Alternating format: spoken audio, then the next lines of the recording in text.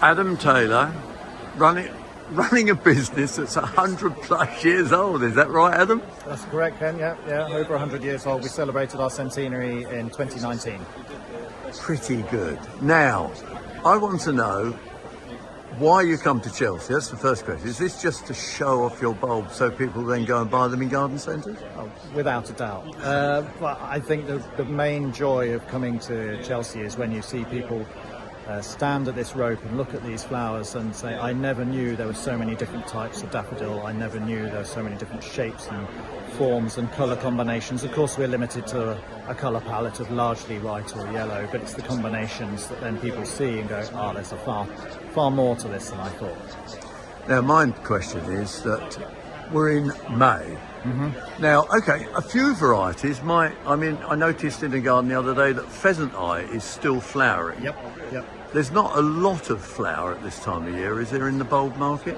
No, everything else has already had its time, so some of these varieties would naturally flower in the garden in March and then into early April, but we hold the bulbs back and give them a long summer.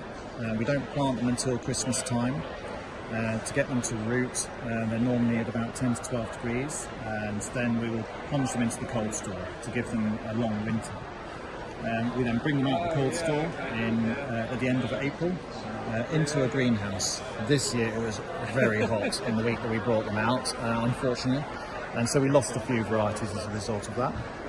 And then they stay in the greenhouse for 2 to 3 weeks, and they're cropped over a period of time to get them to this show standard. A lot of selection. The team do a great job. Every day they're going into different varieties and picking out the best. And it's interesting, isn't it, when you look at them, you quite rightly say that daffodils used to just be a daffodil, yep, a narcissus with a bit of orange in the middle. Now you've got double coronas, and it's just changed so much.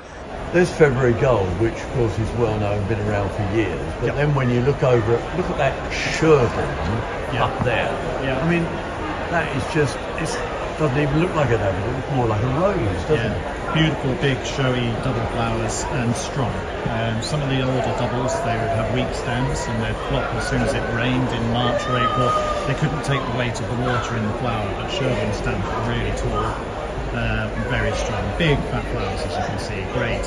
But they vary so. Like a little Trisandal down here, fairly new variety, this one, and grows quite well.